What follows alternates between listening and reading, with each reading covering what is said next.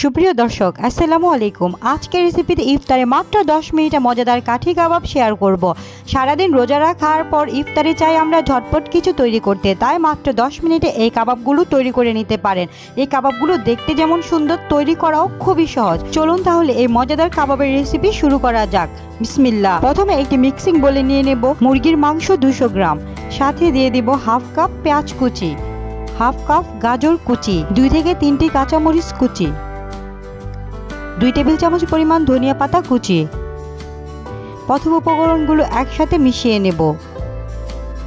মেশানো হয়ে গেলে এর মধ্যে দিয়ে দেব হাফ চা চামচ লবণ, হাফ চা চামচ মরিচের গুঁড়ো, হাফ চা চামচ হলুদের গুঁড়ো, হাফ চা চামচ গরম মশলার গুঁড়ো। তারপর উপকরণগুলো একসাথে খুব ভালোভাবে মিশিয়ে নিতে হবে। এখানে আমি হাফ চা চামচ আদা রসুন বাটাও দিয়েছি। সবগুলো উপকরণ একসাথে মেশানো হয়ে গেলে এখন এটি আমি ব্লেন্ডারে বিট করে নেব। এখন আমার সবগুলো উপকরণ ব্লেন্ডারে বিট করা হয়ে গেছে। তারপর এর মধ্যে দিয়ে দেব 2 টেবিল চামচ পরিমাণ পেঁয়াজ কুচি, 2 টেবিল চামচ পরিমাণ গাজর কুচি, হাফ কাপ বিস্কিটের গুঁড়ো, আপনারা চাইলে বিস্কিটের গুঁড়োর পরিবর্তে বেডগ্রামও ব্যবহার করতে পারেন, হাফ কাপ কর্নফ্লাওয়ার। এখন সবগুলো উপকরণ একসাথে খুব ভালোভাবে মিশিয়ে নিতে হবে।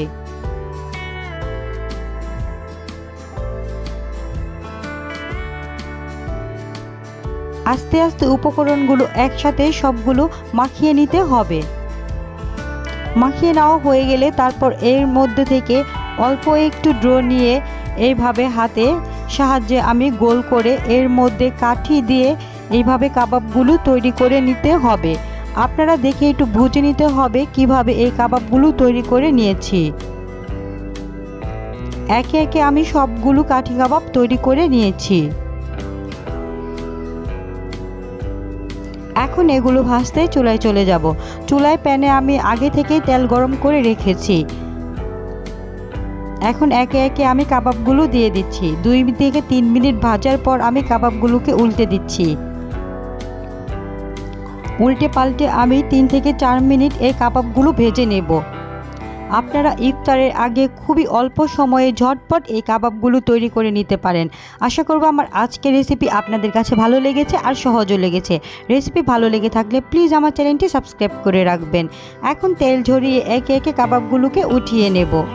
দেখুন কাবাবগুলো দেখতে কতটা সুন্দর হয়েছে। এখন একটি কাবাব ভেঙে শেয়ার করছি কাবাবগুলো কতটা মজার হয়েছে।